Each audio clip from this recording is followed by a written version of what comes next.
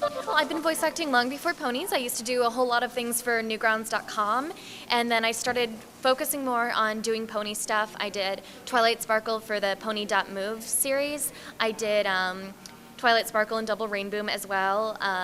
A bunch of things as Twilight, but sometimes I play other ponies. Like I do my own Colgate videos, and I kind of created, like, I guess you could say the fan voice for Colgate, saying like, "Why you no brush your teeth?" and stuff like that. And I also was going to be Mayor Mare, who was a game announcer in Fighting is Magic before that got canceled.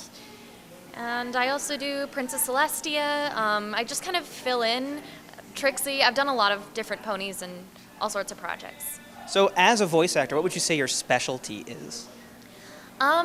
I guess Twilight, because that's what everyone tells me. They're like, "Oh, I like your Twilight, you sound like her." So my favorite pony to voice is actually Vinyl Scratch, but I haven't really gotten that many opportunities except for my own videos and projects where I just cast myself as her. So tell me a little bit about how Newgrounds.com specifically has factored into your career, your rise to stardom.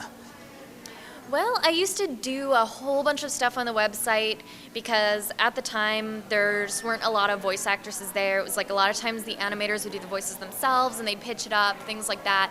And I was just kind of like, "Hey, I voice act if anyone needs it." So people started asking me, or I just email animators that I wanted to work with. And then over time, like, I'm not really involved in the community anymore, unfortunately, but I'm doing like professional projects and things like that. So that's pretty cool. Well, yeah, I mean, how it's very interesting and kind of a unique thing that you've made this crossover from doing all this fan work online to being professional, a pro, one of these, real superstars. Is there any kind of trick to that progression, or was it just like you were shooting that from the beginning, or what, like? I've always wanted to do voice acting for a career. I think a big part of it is you have to live in the right place. I know there's some here in Vancouver. I currently live in California, so Los Angeles is where a lot of things are. There's a little in Texas and New York, but I'd say definitely LA, so I had to move there. I'm from Alaska originally. There's no voice acting work up there except for online, so I pretty much just had to take that step and get noticed by the right people, which I did by entering a contest called AX Idol. And I won that, so that kind of helped me get the foot in the door with the anime company.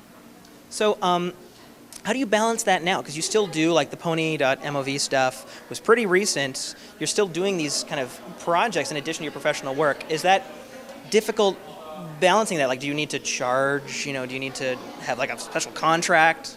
I had to start doing that, and a lot of people are really upset about it. But the thing is, I was getting like 100 requests, every couple weeks, and it was just like piling up because I had real life stuff to do. I had work, I couldn't do it all, and people were getting mad saying that I was unreliable and stuff like that because I couldn't get all those lines done that people wanted me to, and I was taking on way too many projects. So I finally just had to say, like, if you're my friend, I'll do whatever you want for free, or if you're like a producer that I've been working with, like on a series, but otherwise you can commission me. And I don't know, people are really upset, but I feel like they don't really know what it's like to be on the other side of things. I mean, you wouldn't ask an artist to draw something for you and expect to get it for free, Well, and I think people don't, it's kind of a unique thing with celebrity, the idea of having multiple projects that you want to do, but you cannot do them all. And you have to pick and choose, and you have to go with the ones that have the biggest return for yourself, right?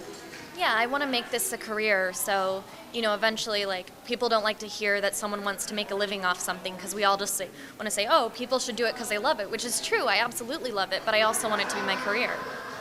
So, what is it about the ponies in particular that has drawn you in? What has, I don't know, I can't think of a good metaphor. What has pulled you into the fandom?